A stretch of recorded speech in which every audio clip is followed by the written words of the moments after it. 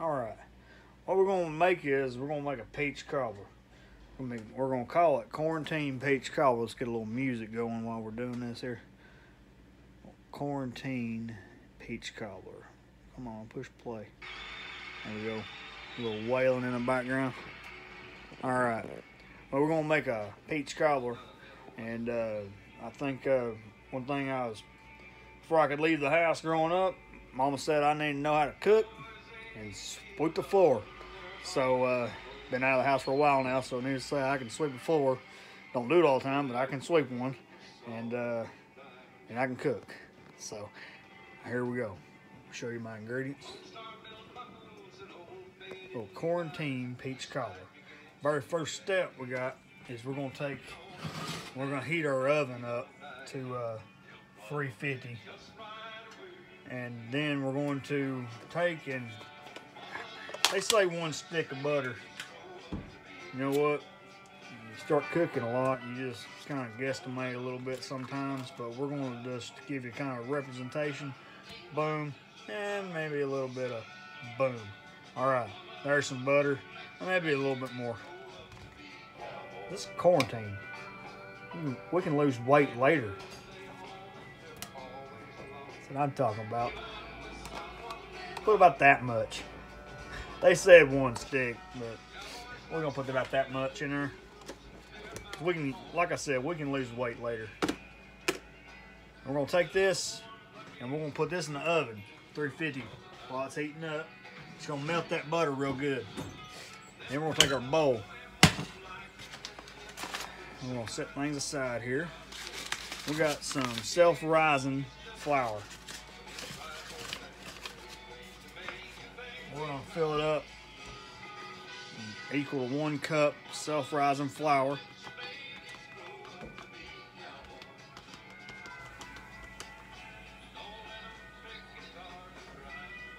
One cup.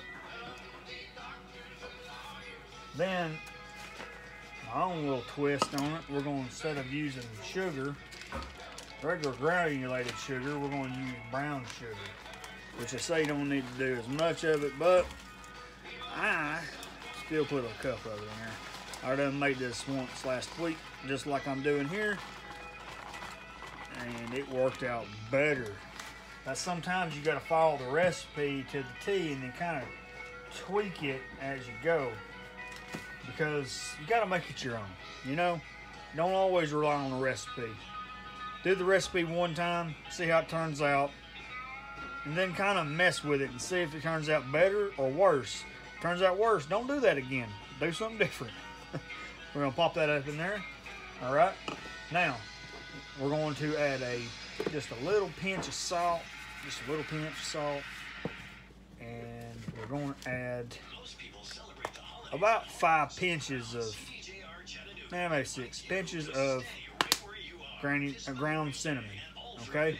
Now our dry ingredients, which is kind of dry, the brown sugar is kind of moist, but we're gonna, you know how brown sugar is, but we're just gonna kind of mix it up. It ain't gonna be real perfect, and you'll see why in just a second. But we're going to kind of stir it up and kind of blend it all together, just like that. And then we're going to just pause on this for a second. Get our measuring cup back out. Get your milk out. Alright, it can be 1%, 2%, whole milk, doesn't matter. As long as it ain't buttermilk. We're gonna do 1 cup of milk. Okay? 1 cup of milk. Don't pour it in there yet. Just don't pour it in there yet. What we're gonna do is we're gonna take, and for everybody, it's about a tablespoon of syrup is what I'm going to use, but it's a substitute for vanilla extract, so you can use maple syrup. Just use the equal. If it says a tablespoon, you can use a tablespoon of syrup instead of vanilla extract. So just a little bit more because I like it. And then we're going to put maple syrup in the milk. Wait for it. More cinnamon. We're going to put some cinnamon in with this milk. All right. So milk, cinnamon, and maple syrup. Now we're gonna get a spoon.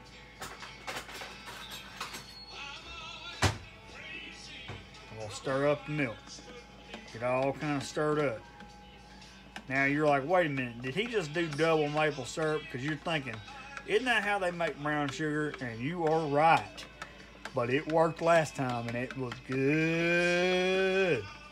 All right, we got that right there. Now you're like, you know what? I hadn't seen peaches on the menu. But guess what? I'm using canned peaches. All right. So, we got our, whoops, got a little milk. Let's see. The butter is almost melted. So we're gonna make our soupy mess here. We're gonna take this and we're just gonna pour it in to our batter mixture there. That side. That is Travis Tritt in the background, singing a wailing song. Now we're gonna stir this all together. This is quarantine peach cobbler.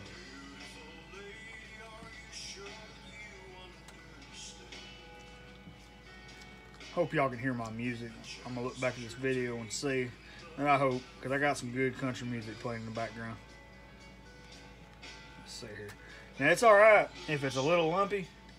It don't matter, because in the end it's all gonna be a part of this, and it'll look, it's soupy.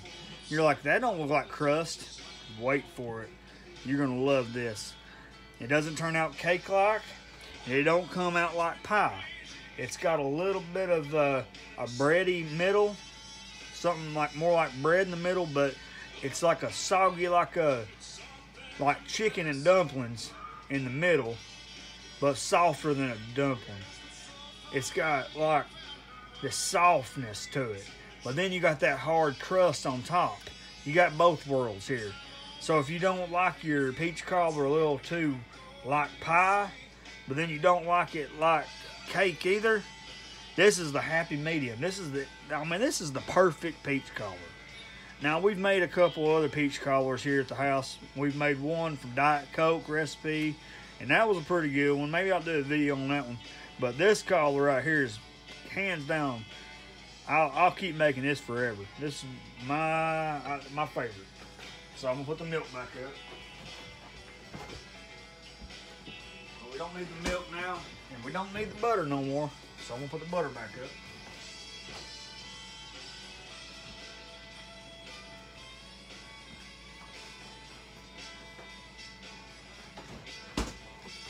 Don't need a knife, put it in the sink. Let's clean up as we go.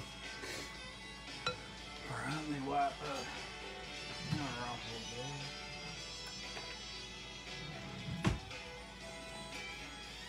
Put that aside, we might make some more mess. We don't need the salt and cinnamon no more.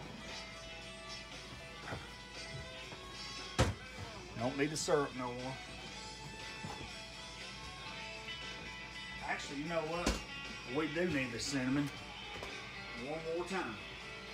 One more time. We're going to do something with the cinnamon in the end. Not in the end, before we put it in the oven. Let's see if our butter. Oh yeah. Our butter's pretty much there. Let's use this as a pot holder. Got our iron skillet out. Telling you what, that might be the secret right there. We're not totally melted yet, but we're working on it. We're just going to stir that butter up a little bit. It'll be fine. It's in there. Now I'm going to give you a good visual on that butter right there. Look at that butter. See that butter? Now be careful, your iron skillet is hot. But we warmed it up. Alright, that's a key thing to do. You got to get that butter all melted up in that iron skillet. Don't do this without doing that. Just kind of get it up on the sides a little bit. Alright, just kind of a little bit around the sides. That way nothing won't stick up on there. Now here's a good way to do this right here. Watch this. We're going to take our soupy mess that we made, and we're just going to pour it in there into that butter. Alright? We'll take our little spoon thingy. Don't worry about the lumps and the dry spots. If it's still dry, that's fine. It'll all blend together. It's going to be in the oven for an hour. So we'll come back and I'll give you a picture of it before I eat it. I ain't going to make y'all wait an hour in the video. because you'll be waiting. I ain't gonna wait here for an hour. I'm gonna go do something else, and I'll come back. So that's what that should look like. Let me get a little light on that. Look at that. It almost looks like an omelet, but it ain't. So what we're gonna do is we're gonna take our peaches, and if you get the pull tab kind, that's easy, but make sure you have a can opener, you know, if you get the other kind. But we're gonna open that up, that cut fingers, because that's not an ingredient. Blood is not on the menu. All right. Don't worry about the liquid in there. That adds to it. So here we go. We're gonna just kind of evenly disperse that juice in there. Quarantine cobbler's coming out here. Look at that. Now, just for extra security that every bite's got a peach in it, we're gonna stir it a little bit more. Like that right there. Now, you're like, TJ, that is soupy. How in the heck is that gonna make a crust? Well, when it's in there for an hour, that's why you use self-rising flour. It's gonna rise to the top and make a crust. But it's gonna leave that soft center. It's not cake, it's not a dumpling, it's just right. Just wait for it. I'll show you a picture of it. Put it in the oven for an hour. And then we're gonna have some quarantine cobbler. Set your timer for an hour.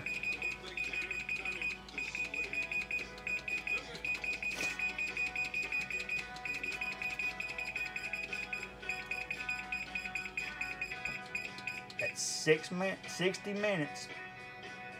Start. There we go. We're on the countdown. 350 in the oven for an hour. Don't worry about the soupy mess in there. It's going to all turn out. Y'all have a good one. Quarantine cobbler on the way.